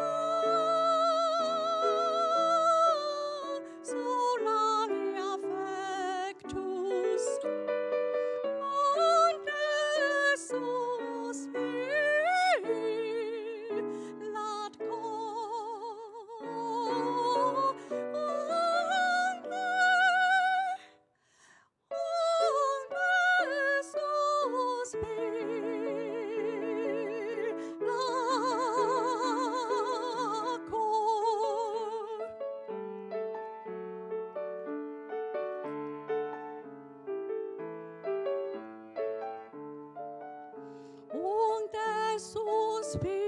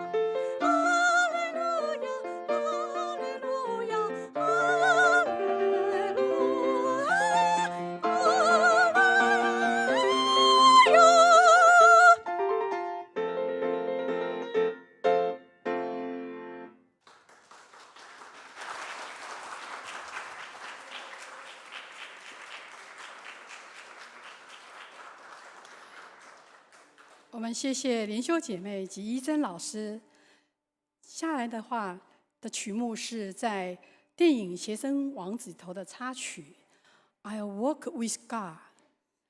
他呢，在这个影片当中呢，他描述的这个男主角呢，他在祖父呢卡尔斯堡国王的棺材前唱起了这首歌。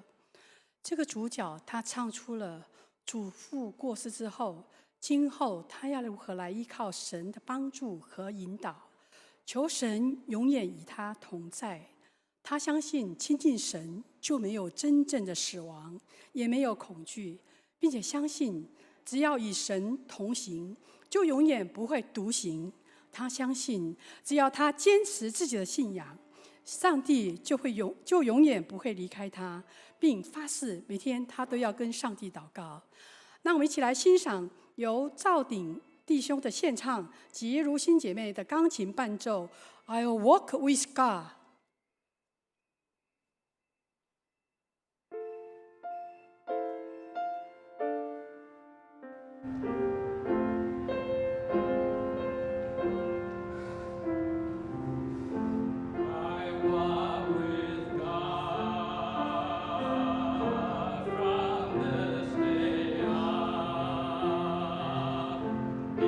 Something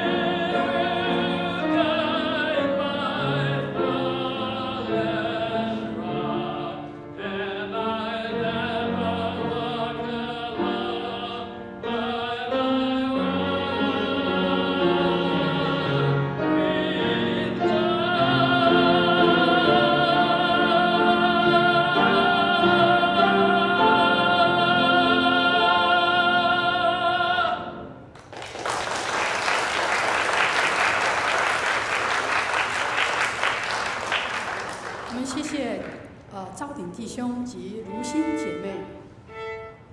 接下来的曲目是歌剧咏叹调，是由我们方永信老师的小提琴，还有邱丽金老师演唱，钢琴由陈怡珍老师。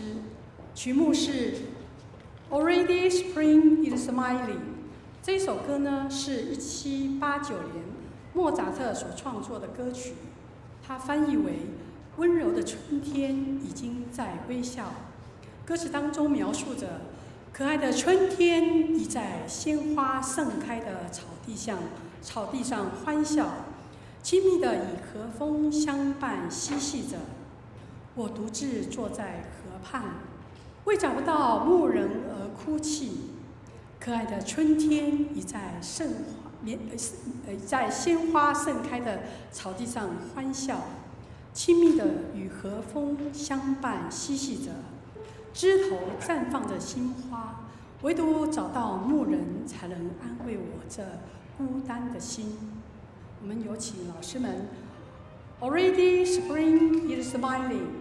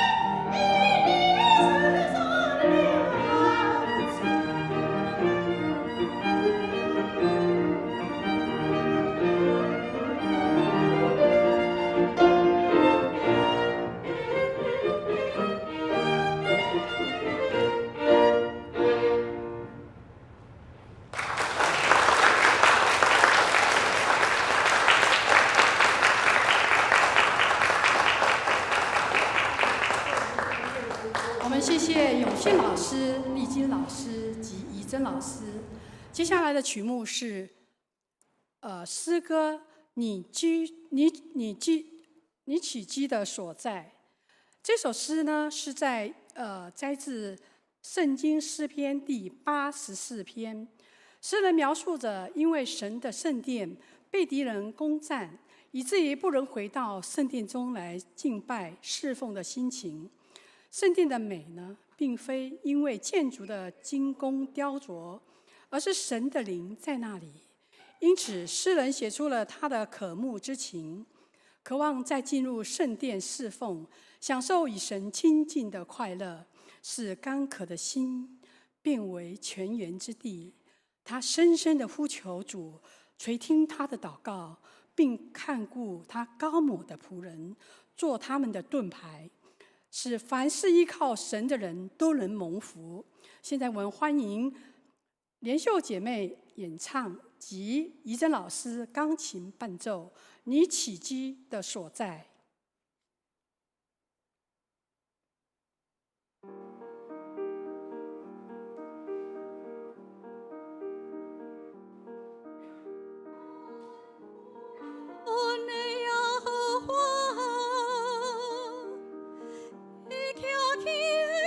在左右下躺一啊，万军的耶和华，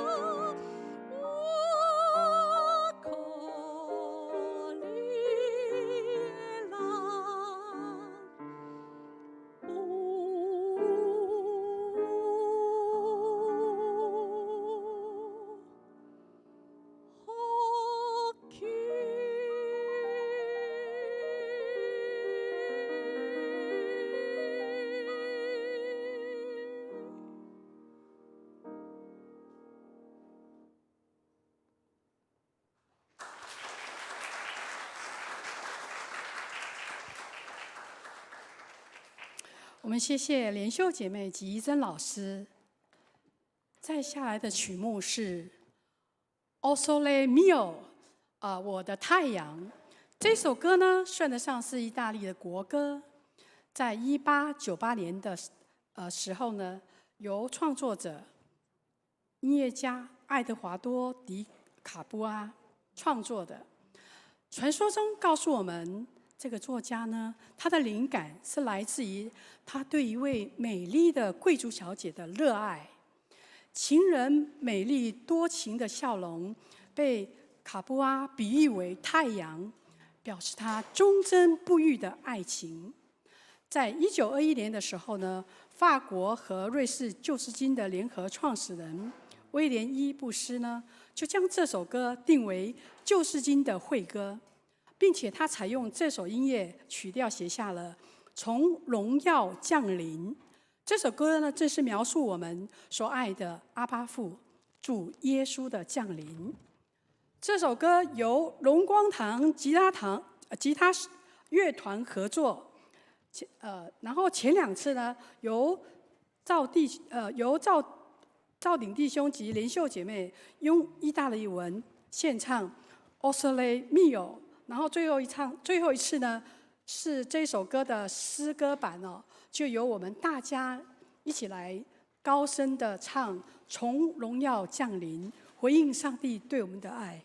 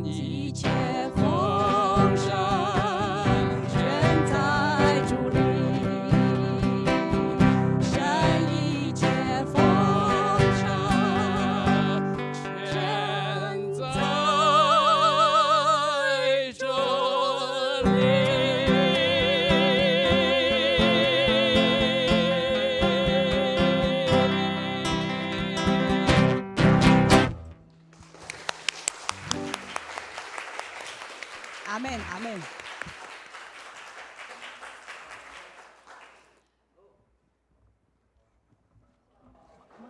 uncle 吗？uncle 吗？uncle。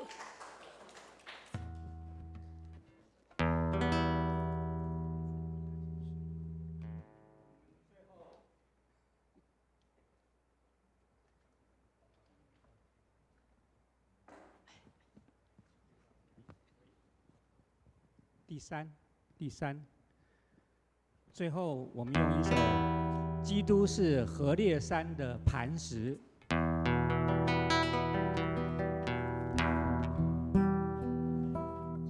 我们一起来赞美主。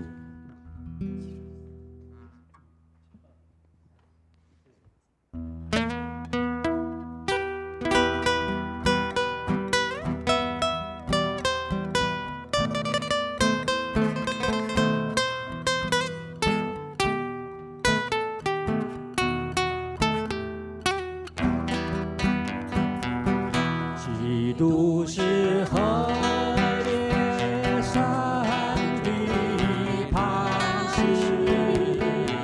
为你涌出健康生命的活水。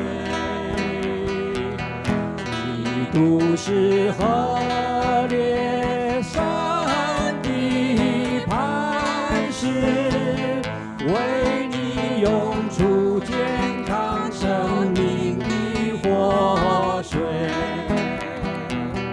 来喝吧，它比那蜂蜜更甜，使灵魂苏醒，使生命全然更新。基督是何烈山的磐石，正在为你流出健康生命活水。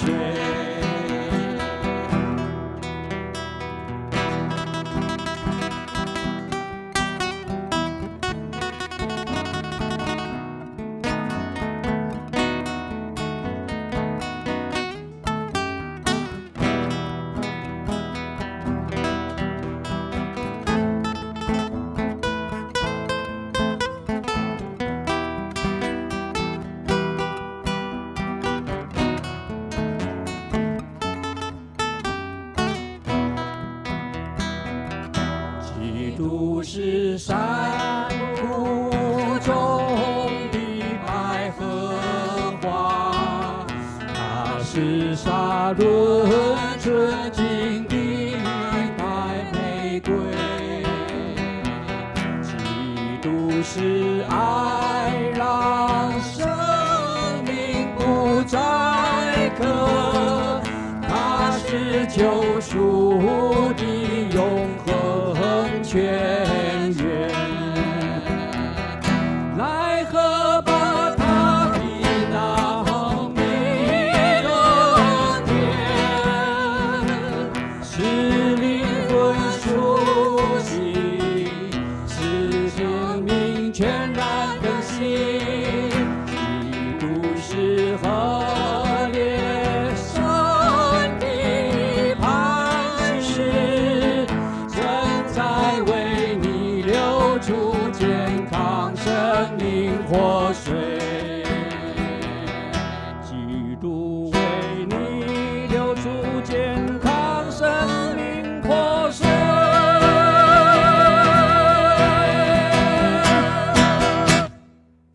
好，谢谢。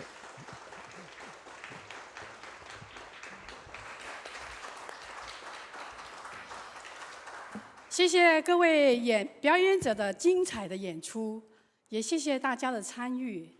我们祝福天下所有的爸爸们身体健康，父亲节快乐。更感谢我们在天上的阿爸父的看顾与保守。我们今天的父亲节感恩音乐会就此结束。我们现在请牧师来为我们祝福祷告。各位亲爱的朋友们，让我们一起来祷告。慈悲爱我们的天父，感谢你，让我们今天早上有美好的崇拜。在现在，我们也听到美好的歌曲，让我们身心灵都健壮。谢谢主，祝福我们今天父亲节主日，让所有的父亲在场的所有的弟兄们，我们都能够领受上帝满满丰盛的恩典，也将这样的祝福带回到我们个人的家庭当中，让我们的家庭充满喜乐，充满平安，充满上帝大大的恩典在我们的当中，也在家庭的里面。谢谢主垂听我们的祷告，祝福我们散会后的脚步，保守我们在你里面十分的平安。感谢祷告，奉耶稣基督的圣名，阿们。好，谢谢。参加，也请大家到1楼啊，领取为大家所预备的小礼物，在1楼。OK， 祝福大家。